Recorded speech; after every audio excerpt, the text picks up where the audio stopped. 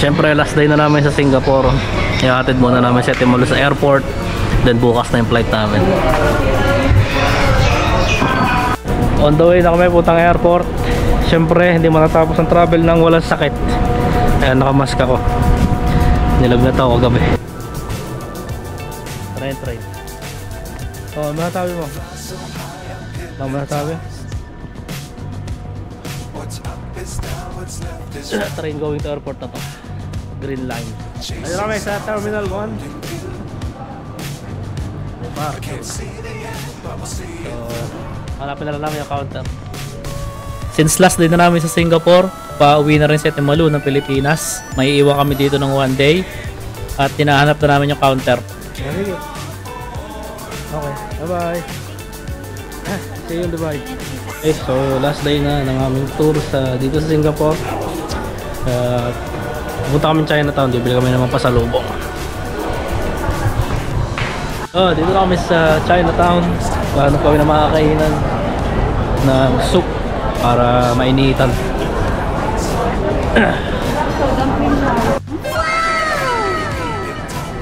Noodle soup. Sarap nito. Tingnan nyo guys, ang mumura ng chocolate dito. Value. 5 cents. Hello. Super mura na chocolate dito. Ang dami. Namimili si Mrs. ng pasalubong. So back to square one. Ito na yung basurahan na pwede ka ako magtapon ng sipon. So day 4 na kami Singapore trip. Hindi na kami masyadong nakagala at masama ang pakiramdam namin. Pagkagaling namin ng Chinatown umuwi na kami para magpahinga. Maaga flight namin bukas. Same road. So after umikot ng konti sa Chinatown, bumalik na kami sa hotel para magpahinga at maaga pang flight namin para bukas. Okay, so last day ng aming Singapore trip. Magdi-dinner kami ngayon dito sa parang mga karinderya, mga hawkers stand kung tawagin nila dito sa malapit sa hotel.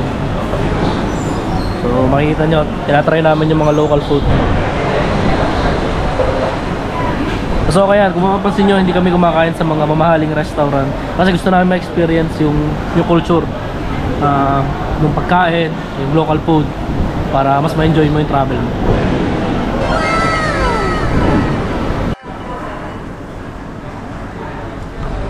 Kain tayo guys. Golden Buddha.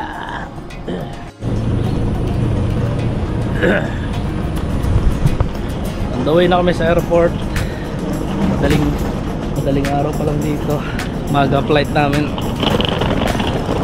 As usual, may metro lang kami.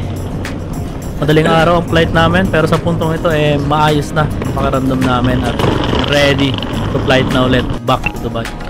Nandito na kami sa East-West lane papunta na itong airport. Ito yung metro papuntang airport, green lane. Konti pa ang tao, maaga pa napaka-convenient talaga mag-travel dito. Since maaga kami sa metro station, konti pa ang tao, hindi pa rush hour. At ito na nga, parating na ang trend going directly to the airport. At syempre, mamimiss namin ng Singapore. Who knows, maybe one day makabalik ulit kami dito kasama ang ibang membro ng pamilya. Okay, dito na kami sa airport. At syempre, Singapore, one of the best airport in the world. Napakaganda. At syempre, hindi kami nag-almusal bago umalis. Maghahanap muna kami ng kape. Coffee is life. Madali kami. Late na yata kami sa flight namin. Nako, hindi namin namalayan. Medyo matagal nga pala yung pag-travel namin sa train. Kaya parang medyo malilate yata kami sa flight namin. Let's see kung aabot. Ayun, buti na lang at may express check-in dito sa Singapore Airport. Napaka-convenient, napakabilis, hindi mo na kailangan pumila. Fast check-in, express check-in.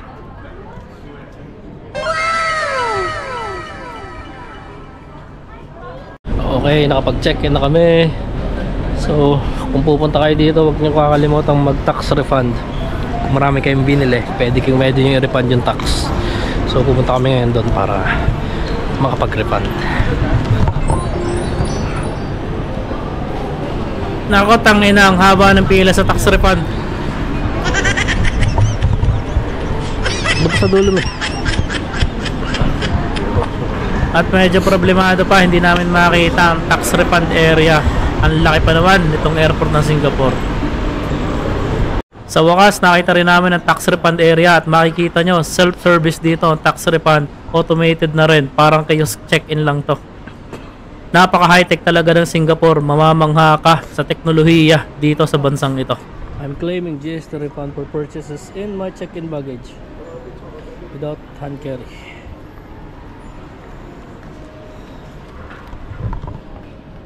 Re-refund na kami.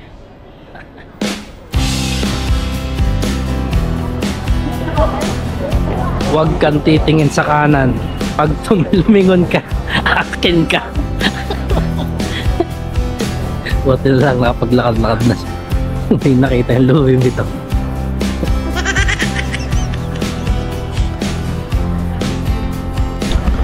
Okay, so waiting for the boarding time na lang kami. Ang bilis ng tour namin dito sa Singapore, hindi namin namalayan tapos na yung aming 4 nights and 5 days dito sa Singapore. Syempre habang naghihintay, kape-kape muna tayo and see you in Dubai. Ha? Marami ang nagsasabi na mag-ipon ka para sa future, pero wag mo rin kalimutan na mag-enjoy paminsan-minsan. Travel ang isa sa mga bagay na pwede mong bilhin na magpapayaman sa'yo. Magpapayaman sa experience. Napakasarap mag-travel, lalo na kung kasama mo ang mga mahal mo sa buhay. Kahit ilang araw lang, makatakas ka sa super busy na buhay mo sa abroad. Sabi nga ni Jackie Chan, mag-travel ka dahil ang pera mo ay babalik, pero ang oras mo ay hindi.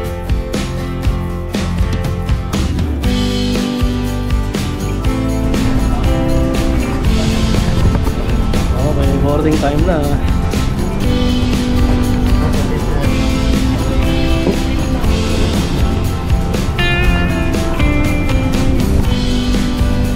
Economy class.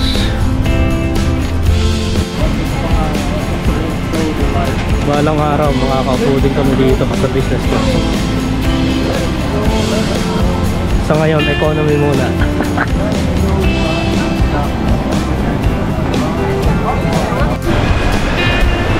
Okay, so back to Dubai na kami. Home sweet home.